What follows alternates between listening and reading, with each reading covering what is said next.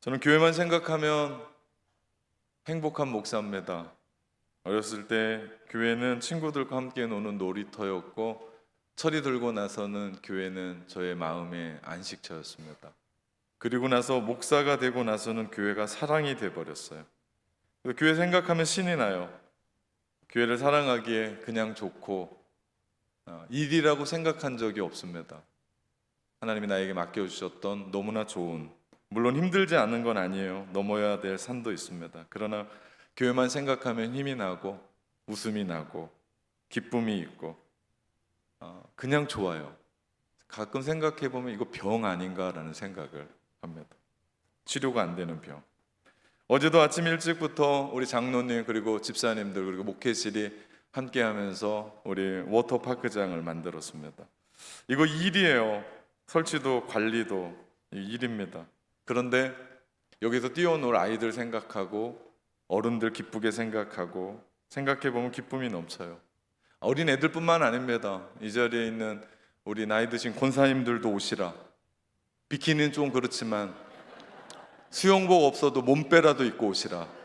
시원할 겁니다. 제가 올라가서 보니까 너무 좋더라고요. 오늘 점심시간 이용해서 우리 비전센터 엘리베이터를 켜놨습니다. 5층까지 올라가셔서 한번 보고 오십시오. 손이라도 한번 담가보고 우리 손주들 데리고 와야겠다. 우리 주변의 사람들, 아이들 데리고 왔으면 좋겠습니다. 저의 첫 담임 목회는 이민 목회였습니다. 제 나이 30에 너무 일찍 목회를 시작을 했어요. 제가 뭘 알았겠습니까? 그때부터 시작된 목회, 아주 작은 교회였습니다. 성도도 얼마 없었어요. 제 정도 미자립이었습니다. 그리고 호주에서 6년간 선교비를 받는 그런 교회였습니다. 엎친 데 겹친적으로 우리 담임 목사 바뀐다고 호주 교회에서 선교비를 끊는다고 연락이 왔습니다. 제가 담대하게 믿음으로 교회에게 선포했어요. 교회는 선교비 받는 곳이 아니라 선교하고 보내는 곳이다. 우리가 믿음으로 일어납시다. 무슨 용기가, 어떤 믿음이 있었는지 잘 모르겠어요. 그런데요, 놀랍게도 그렇게 믿음으로 외치며 달려왔던 20년의 세월이었습니다. 하나님께서 믿음으로 외쳤던 그대로 하나님의 교회를 근사하게 세워주셨고, 남태평양의 작은 섬들을 선교하는 교회, 그리고 지역사회의 아픔을 함께하는 교회로, 그리고 젊은이들이 많은 교회로 세워주셨습니다. 그 20년간 섬기던 이민교회를 떠나 한국교회로 오게 됐어요. 사실 죄송한 얘기인데 저는 한국에서 전도사 생활하다가 뉴질랜드로 갔기 때문에 한국교회의 목회를 잘 모릅니다. 그런데 하나님께서 은혜 주셔서 여기까지 오게 됐어요. 사람들이 저보고 목회 잘한다라고 이야기하는데 아니고 부족한 저에게 주신 하나님의 전적인 은혜입니다. 그냥 하는 얘기가 아니라. 그래서 어느 날 한 번은 생각해 봤어요. 하나님이 나한테 왜 이렇게 특별한 은혜를 주시나 생각해 봤더니 제가 교회를 너무 좋아하는 거예요. 교회를 너무 사랑하는 거예요. 교회 생각하면 신이 나고 일하는 거 무섭지 않고 교회 생각하면 행복하니까 하나님께서 긍휼히 여기시지 않나라는 그런 생각을 해봅니다. 그리고 생각해 보니까 또 하나님이 잘해주지 않으시면 하나님이 손해인 거예요. 이게 최요한의 교회냐고요. 하나님의 교회지. 그러니 하나님이 잘해주셔야 맞습니다. 저는 그런 배짱이 있고요, 그런 믿음이 있습니다. 하나님의 교회, 하나님이 일하십니다. 제가 교회를 생각하면 그런 마음이 있어요. 교회는요, 생기가 넘쳐야 돼요. 웃음이 넘쳐야 돼요. 우리 일부 예배 진짜 어렵거든요. 제가 설교하면서 순교의 현장으로 가는 식으로 일부 예배가 점점점 많아지고 있어요. 웃질 않으세요. 무슨 얘기를 해도 안 우세요. 그래서 저는 3부 예배를 기대하며 1부 예배를 진행합니다. 3부 예배는 무슨 얘기를 해도 웃어요. 그냥 숨만 쉬어도 웃어요.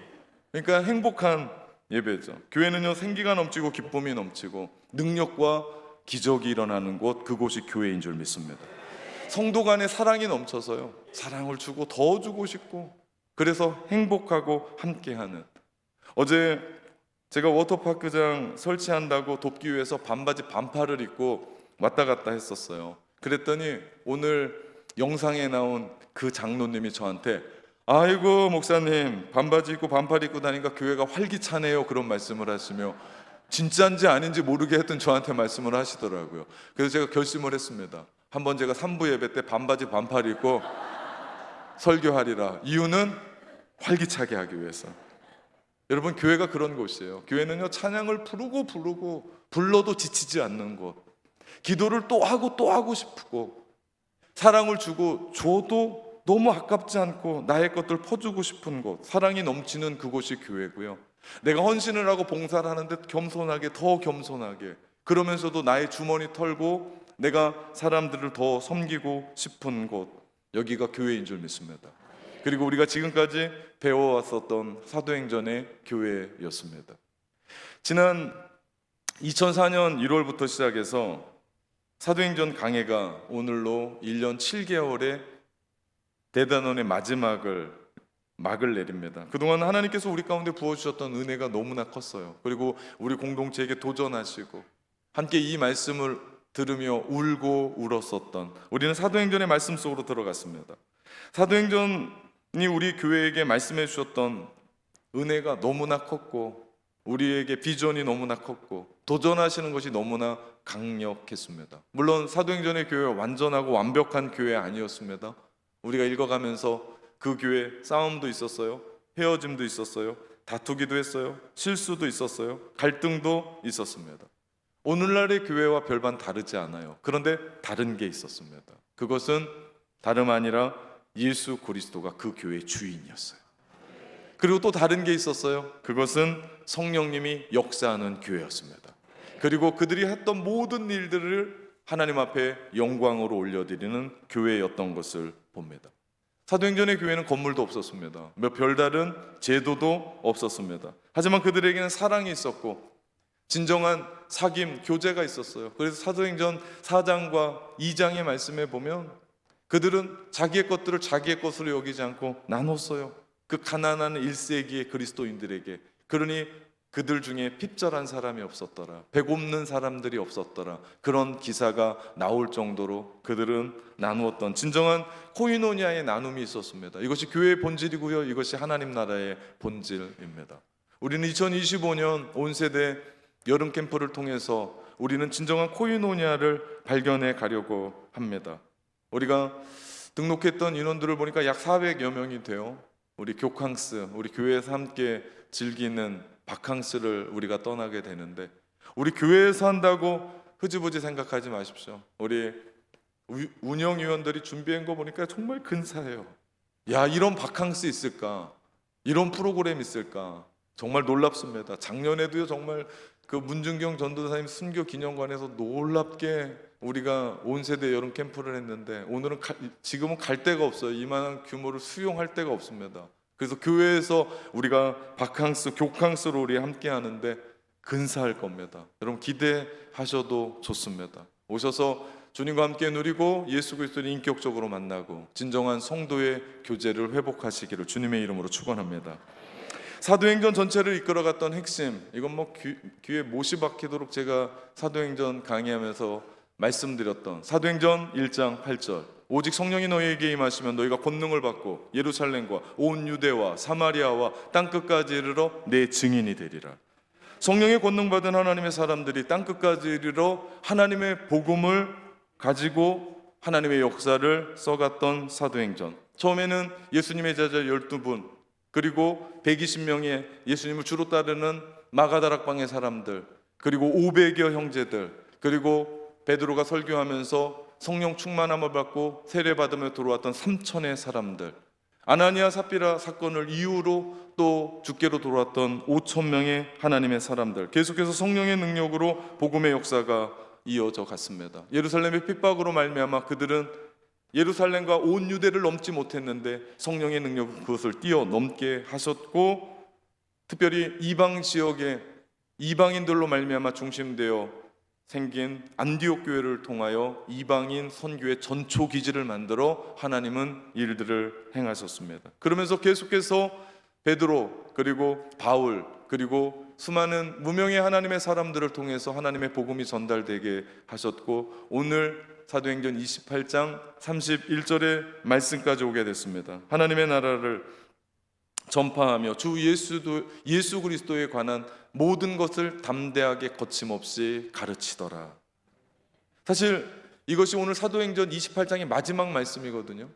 어떤 글도 이렇게 끝나는 경우가 없습니다. 우리 성경에 보면 편지가 참 많이 나오는데 편지에 인사를 해요. 그리고 전하고 싶은 이야기들을 전합니다. 그리고 나서 끝 인사하고 마무리 짓지 이렇게 뭔가의 글이 편지가 끝나는 경우는 없습니다. 무슨 얘기예요? 끝나지 않았다라는 거예요. 사도행전은 계속된다라는 이야기입니다. 지금도 사도행전은 28장을 넘어 29장의 역사가 계속되어 가는 줄 믿습니다. 우리 교회를 보더라도요, 하나님은 사도행전 29장을 계속해서 쓰게 하세요. 올 연초에 우리는 비전센터 건립을 했습니다. 완공을 했어요. 그리고 지금 비전센터 1기 사역을 향해 달려갑니다. 우리 지난주에 용당동에 있는 어르신들 모시고 우리는 초복맞이 전복죽 행사를 매해 하고 있습니다. 어제 오픈한 워터파크장, 이건 용당동에 있는 어린 아이들을 위해서, 어른들을 위해서 전도하고자 비전센터 5층에 만들었습니다. 우리 교회가 물이 남아 돌지 않아요. 돈이 남아 돌지 않습니다. 그럼에도 불구하고 우리는 지금 사도행전 28장을 써가고 있습니다. 우리 작년부터 시작해서 우리 여름 성경학교를 2박 3일 하지 말고 우리 한 달 하자고 그래서 지금 7월 한 달, 우리 다음 세대 목장은 오늘 마지막으로 여름 사역에 들어갔습니다. 그리고 한 달 동안 배웠던 것을 온 세대 여름 캠프에 정리하고 실천하면서 그들은 또 함께 올 겁니다. 그리고 우리는 7월 31일 이번 주죠. 부터 8월 2일까지 교캉스, 교회에서 즐기는 바캉스 해서 우리가 함께 움직여 갑니다. 아쉽게도 취소되긴 했지만 우리는 제주도 버스킹 투어를 통해서 전국 투어를 준비 중에 있습니다. 이 모든 것이 하나님이 사도행전 29장을 써 내려가는, 담대하게 거침없이 써가게 하신다 해도 과언이 아닙니다. 저는 사도행전 28장 31절에 있는 담대하게 거침없이 이 단어가요, 얼마나 제 가슴 속에 있는지 몰라요. 우리는 담대하게 거침없이 외치면서 비전센터를 치워왔습니다. 우리는 담대하게 거침없이를 외치며 사도행전의 말씀을 들어왔습니다. 우리 비전센터 발대식 할 때 담대하게 거침없이를 외치며 깃발을 흔들면서 함께 했었던 그 마음이요, 아직도 제 내리에, 제 가슴에 아직도 울려 퍼집니다. 길을 지나가다 누군가가 담대하게 거침없이만 이야기해도 밥을 사주고 싶은 마음이 제 마음 가운데 있어요. 이 병 같아요. 아만 해도 교회 좋아하는 것처럼 그 단어만 생각해도 저는 가슴이 뭉클하고 그런 이야기만 하더라도 두 주먹이 불끈지는 그런 사람입니다. 오늘 본문 사도행전 28장 마지막 말씀을 우리 함께 나눕니다. 바울이 2주 동안 정말 무서운 광풍 안에 있었습니다. 태풍 안에 구사일생으로 살아났습니다. 그러고 걸렸던 섬이 멜리데 섬이라는 섬이었습니다. 지도상으로 보면 이탈리아 반도 밑에 시실리라고 하는 섬이 있는데 바로 그 밑에 조그맣게 보이는 그 섬이 멜리데 섬이고 오늘날로 말하면 몰타라는 섬입니다. 그런데 놀라운 것은 이탈리아 로마 바로 코앞에까지 온 거예요. 야, 하나님이 하시는 일들은 정말 놀랍다. 큰 광풍을 만나 거의 죽을 뻔했거든요. 배가 파손됐거든요. 사람만 276명이 살아났거든요. 그런데 놀랍게도 죽을 뻔한 항해였음에도 불구하고 그들을 마치 하나님이 꼭 집어서 이탈리아 반도 바로 그 밑에 코앞에 내려놔 놓은 것처럼 하나님이 거기다 놓으셨습니다. 전 여기서 하나님의 섭리를 발견합니다.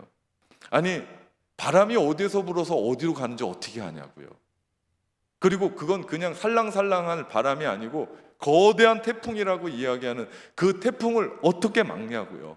근데 막을 수도 없고 밀려가면 밀려갈 수밖에 없는데 어떻게 그것이 밀려와서 꼭 거기에 맞게 이탈리아 반도 바로 끝에 로마까지 갈 수 있는 거기에 집어다 놓은 것처럼 이끌어 가시냐고요. 이유가 있습니다. 그것은 하나님께서 바울에게 말씀하셨던 너 로마로 갈 거다. 예루살렘에서 했던 것처럼 로마에 가서도 그 일을 행할 거다. 내가 로마도 보아야 하리니. 그가 비전을 가지고 하나님 앞에 하나님의 말씀을 듣고 섰을 때 하나님의 섭리는 그 태풍을 통해서도 하나님이 일하시는 것을 우리는 보게 됩니다. 여기서 우리는 깨닫는 게 있어요. 하나님은 하나님의 일을 하십니다. 문제는 우리예요. 하나님의 그 섭리를 믿음의 눈으로 바라볼 수 있냐는 거예요. 지금 내 몸이 아픕니다. 지금 내 현실이, 처지가, 여건이 별로 좋지 않아요. 인생의 광풍을 맞았어요. 정신이 하나도 없어요. 그럼에도 불구하고 우리는 믿음의 눈을 뜨고 하나님의 섭리, 하나님이 우리 가운데 주셨던 비전, 하나님께서 우리 가운데 행하시고자 했던 그 도전과 그 모험에 우리가 믿음으로 반응할 때 하나님은 하나님의 일들을 우리를 통해서 이루실 줄 믿습니다. 이게 기적이에요. 이것이 하나님이 행하시는 놀라운 일들입니다. 이걸 누가 막습니까? 광풍에 딴 데로 밀려갈 수도 있었다니까요. 그런데 이탈리아 반도 바로 그 밑에 하나님이 세워주시더다. 우리도 마찬가지입니다. 내가 할 수 없어요.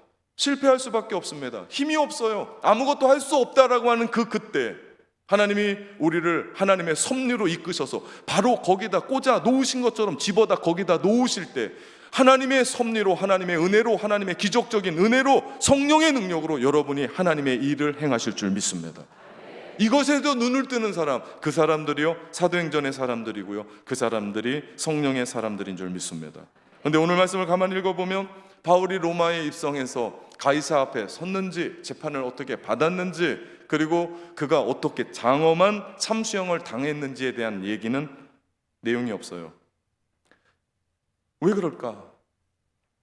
우리 지난 시간 사도행전 27장을 바라보면서 사도행전의 저자 누가는요, 바울의 일행이 어떤 배를 탔다, 어디로 항로를 정해서 어떻게 갔다라고 하는 얘기를 세세하게, 바람이 어떻게 불었고 그리고 물이 어땠고 광풍이 어땠고 그런 얘기를 아주 세세하게 빠뜨리지 않고 꼼꼼하게 적었단 말이죠. 마치 의사처럼, 의사가 하는 부분처럼, 환자를 살리는 그 의사의 모습처럼. 누가가 의사 아니었습니까? 정말 그렇게 써놨는데 지금 정작 로마에 들어가서는 그런 이야기가 아무 데도 없습니다. 놀랍긴 한데 저는 여기에서 이것이 성경이고 이것이 하나님의 나라인 것을 보게 됩니다. 무엇을 얘기합니까? 성경의 주인공은 바울이 아닙니다. 성경의 주인공은 하나님이십니다. 누가복음과 사도행전의 저자는 동일합니다. 누가예요. 누가는 누가복음을 마무리할 때 그는 예수님의 죽음과 부활로 복음서를 마무리합니다. 사도행전 역시도 마찬가지입니다. 사도 바울이 순교로 끝을 맺으면 뭔가 이상해요. 왜냐하면 사도행전의 주인공은 바울이 아니기 때문에. 그래서 누가가 쓴 누가복음에 의하면 누가복음서에는 그 중심도 예수 그리스도고, 더욱이 예수 그리스도의 십자가로 끝나는 것이 아니라 그들이 두렵고 떨림으로 말미암아 받아들였는지 받아들이지 못했는지 모를 그 부활의 사건을 통해서 새로운 역사를 예고하고 누가복음은 끝납니다. 사도행전도 마무리가 다르지 않아요? 28장 사도 바울이 재판이나 순교에 초점을 맞춘 것이 아니라 바울이 죄수의 몸을 가지고 들어가서 하나님의 나라의 복음을 전파하더라. 바울이 어떻게 됐는지를 얘기가 없습니다. 잘 모르겠습니다. 그가 가이사를 만났는지, 땅끝이라고 이야기하는 그 당시에 서바나 스페인에까지 갔는지, 그의 죽음 앞에서, 순교 앞에서 장엄한 순교를 맞았는지 모르겠습니다. 성경은 이야기하고 있지 않습니다. 그러나 우리에게 잊지 않고 성경은 이야기하고 있는 것이 한 가지가 있습니다. 그럼에도 불구하고 복음을 전하더라. 그럼에도 불구하고 죄수의 몸에도 불구하고 그들은 하나님의 나라의 복음이 전파되게 되더라. 죄수의 신분으로 바울이 그 자리에 있었지만 하나님의 복음을 담대하게 거침없이 움직여 가더라. 이것이 성경이고 이것이 사도행전의 마지막입니다. 하나님의 나라가 그거는 곳이에요. 무명의 성도들이에요. 저를 아는 사람이 많지 않습니다. 낙원의 성도들을 아는 사람이 많지 않습니다. 우리는 무명의 사람들이에요. 그런데 우리가 성령의 권능을 받고 내가 있는 그 자리가 땅끝인 줄 믿고 믿지 않는 사람들에게 복음을 전하고 예수 그리스도의 제자로서의 삶을 살아가며 복음에 합당한 삶을 살아가고 그곳에서 복음 전하고 살아가는 그 삶을 통해서 하나님의 나라가 전파되더라. 저와 여러분에게 하나님이 사도행전의 말씀을 통해서 우리 가운데 주시는 도전이요 비전인 줄 믿습니다. 몸이 아파도 괜찮습니다. 사업이 잘 되든 안 되든 상관이 없습니다. 내가 어떤 마음을 가지고 있는지도 상관이 없습니다. 내가 이름이 있냐 없냐도 상관이 없습니다. 높으냐 낮으냐도 상관이 없습니다. 하나님은 그 무명의 한 사람을 통하여 성령으로 권능을 주시고 그들로 말미암아 땅끝까지 하나님의 나라의 복음을 담대하게 거침없이 전하게 하시더라. 여러분, 그 자리가 하나님의 나라의 현장인 줄 믿습니다. 우리가 그렇게 살아가는 거예요. 사도행전의 말씀을 강의하면서, 그리고 사도행전의 말씀을 들으면서 얼마나 가슴이 뛰었는지 모릅니다. 그러고 보면 우리 모두는 사도행전 29장을 써내려가는 제2의 바울이고 제2의 베드로고 제2의 바나바고 제2의 자주장사 루디아고 제2의 실라요, 제2의 베베요, 제2의 아굴라와 브리스길라요, 제2의 알렉산더와 제2의 루포더라. 얼마나 가슴이 뛰는지 몰라요. 그렇게 사도행전은 목포에 있는 낙원교회를 통해서 또 쓰여지고 있다는 것을 기억하셔야 됩니다. 성령의 권능을 받은 우리가 땅끝까지 복음을 전하며 하나님의 나라의 현장으로 살아갈 때 하나님의 비전은 우리를 통해서, 여러분을 통해서 이루어가는 줄 믿습니다. 저는 사도행전을 마무리하면서 낙원교회가 또 붙잡아야 될 비전 2가지를 함께 나누면서 마무리를 지려고 합니다. 모르는 거 아니에요. 다 아는 비전입니다. 그리고 지금까지 우리 교회가 해왔고 사도행전의 말씀을 우리가 들으며 익히 들었던 2가지 새로운 비전 이야기하지 않습니다. 동일한 비전입니다. 첫째, 더 기도하는 교회로 서는 겁니다. 낙원교회 하면 기도하는 교회로 유명합니다. 목포 안에서. 아니, 목포뿐만 아니라 제가 모임 안에서도 언제 기도회가 시작되고 끝나는지에 대해서 관심을 갖습니다. 왜냐하면 제가 그래야 수련회도 가고 모임도 가고 뭐 수양회도 가고 그러는데 우리 교회는 가지 못하는 구조예요. 피할래야 피할 수 없는 구조입니다. 우리 전반기에는 미라클 50일 작정 기도에 들어갑니다. 우리 후반기에는 특별한 새벽 40일을 깨웁니다. 우리 2025년 전반기에도 우린 27차 미라클 작정 기도회를 진행해 왔습니다. 제가 부임하면서 특별한 새벽 40일을 깨우는데 우리 2025년 후반기에 준비되어 있고 10월 27일부터 시작해서 12월 초까지 여호수아의 말씀으로 새벽을 깨울 겁니다. 그만큼 우리 교회는 기도하는 교회로 유명합니다. 그런데 그거 아십니까? 기도하는 게 중요한 게 아니고 우리가 기도하게 될 때 우리 가운데 부어주시는 성령의 능력이 더 중요해요. 우리가 왜 기도하냐고 물으면 그냥 기도합니다라고 끝나면 안 돼요. 우리가 기도함으로 우리 교회가 성령 충만한 교회, 성령 충만한 성도가 되기 때문인 줄 믿습니다. 그렇게 될 때 교회는 계속해서 부흥해요. 목포에서 우리 교회가 주목받는 이유는 저 때문이 아니에요. 네, 목포에 통하는 이 얼굴, 할머니들 저를 보면 다 이쁘대요. 어떻게 하면 모르겠습니다. 다 이쁘대요.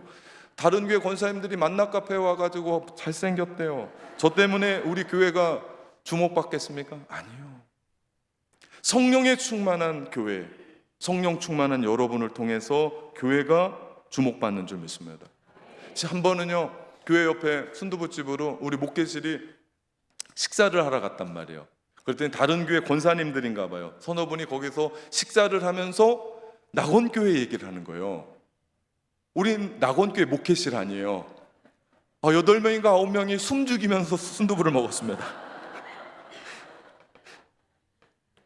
근데 너무 감사한 건 그 권사님들이 낙원교회 요즘 너무 좋아. 요즘 뜨는 교회야. 그 교회 신선해. 무슨 회도 아니고 신선하다고 그분들이 우리 교회를 칭찬하는 거예요.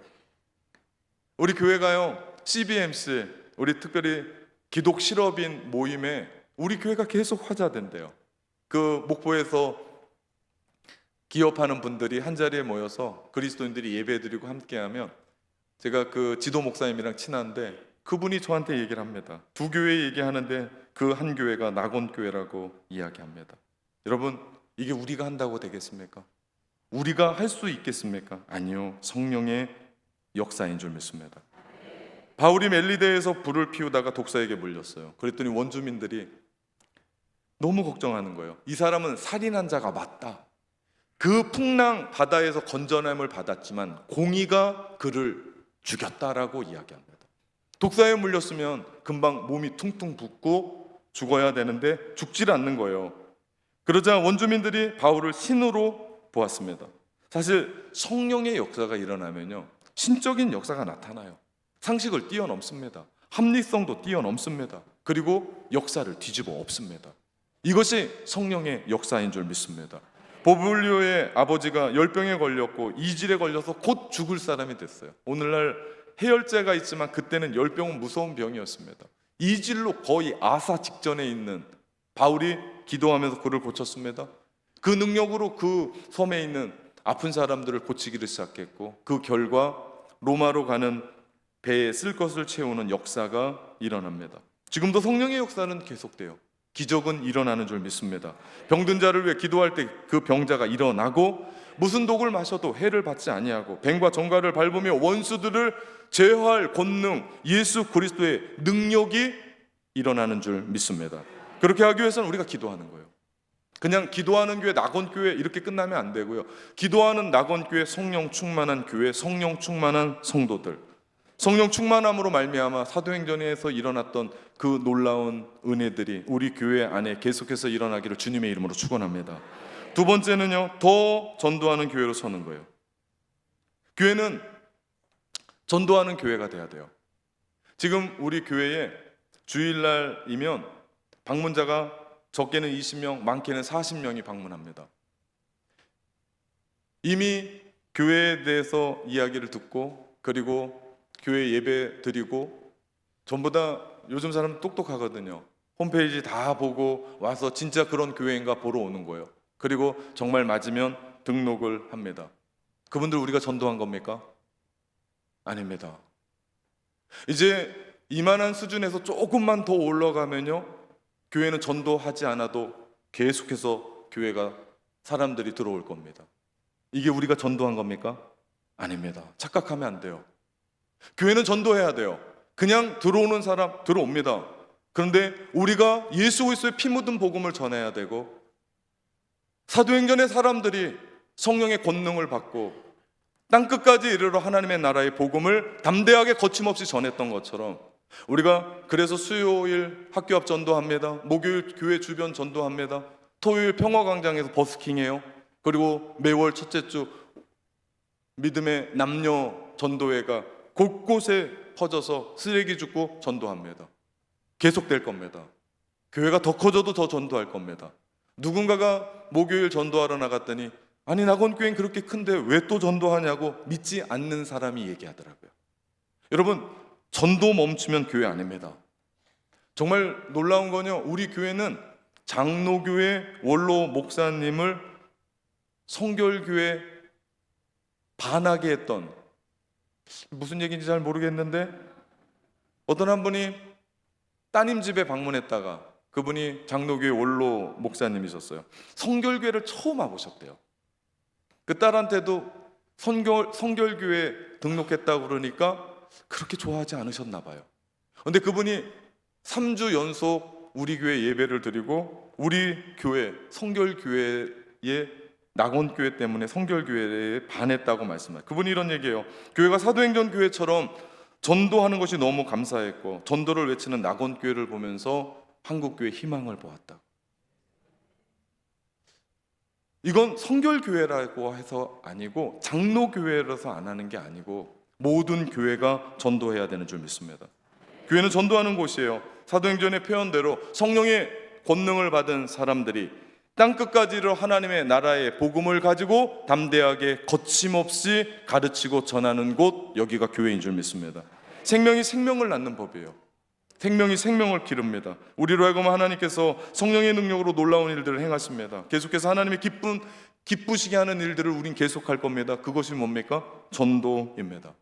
사도행전의 말씀을 배운 사람들처럼, 사도행전의 비전을 가지고 있는 사람들처럼 우리는 전도할 겁니다. 우리가 전해야 될 하나님 나라의 복음, 십자가와 부활을 전할 겁니다. 하나님이 당신을 사랑하십니다. 그래서 당신의 죄를 대신 담당시키시려 예수님이 십자가에 죽으셨습니다. 누구든지 그분을 믿으면 당신은 죄가 사해집니다. 깨끗해집니다. 당신은 구원을 받습니다. 당신은 천국 백성으로 삽니다. 죽음의 권세, 사망의 권세에서 건짐을 받고 부활로 새롭게 살아나게 됩니다. 이것이 복음이에요. 우리가 전하는 건 이것밖에 없습니다. 오늘 본문을 보면 바울이 복음을 전할 때 믿는 사람도 있었고 믿지 않는 사람도 있었다고 얘기합니다. 대사도입니다. 지금까지 1차, 2차, 3차, 로마 여행까지 4차까지 복음을 전했었던 복음에 미친 사람이었던 바울의 메시지를 듣고도, 하나님 나라의 복음을 듣고도 믿는 사람들이 있고 믿지 않는 사람들이 있더라. 제가 여기서 희망을 봅니다. 죄수의 몸으로 결국 로마에서 참수형을 당한 바울이었지만 그가 로마에 전했던 하나님의 나라의 복음은 250년 후에 로마를 완전히 뒤바꿔 버렸고 로마의 공식적인 종교로 기독교를 공인하게 됩니다. 여러분, 이것이 우리의 희망이고 우리의 비전입니다. 우리가 전하는 하나님의 나라의 복음, 십자가와 부활이 결국 목포 땅을 변화시킬 줄 믿습니다. 우리가 시작한 비전센터 1기 사역의 역사가 전남권을 넘어 한국 땅을 변화시킬 줄도 믿습니다. 사도행전의 이야기 28장에서 끝난 것이 아니라 29장의 이야기가 우리 이야기고 우리가 또 써나가야 될 줄 믿습니다.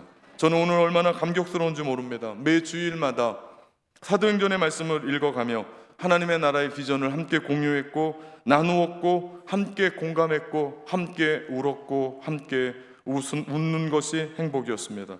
이제 성령과 함께, 성령 하나님과 함께 우리가 함께 지어져 갈 겁니다. 이제 끝나지 않은 사도행전 29장, 계속되어 가는 사도행전 29장을 우리가 붙잡고 더 기도하는 교회, 그래서 성령 충만하여 더 전도하는 교회로 이 땅에 새로운 사도행전의 역사를 써나가는 낙원교회 되기를 주님의 이름으로 축원합니다. 사랑하는 성도 여러분, 담대하게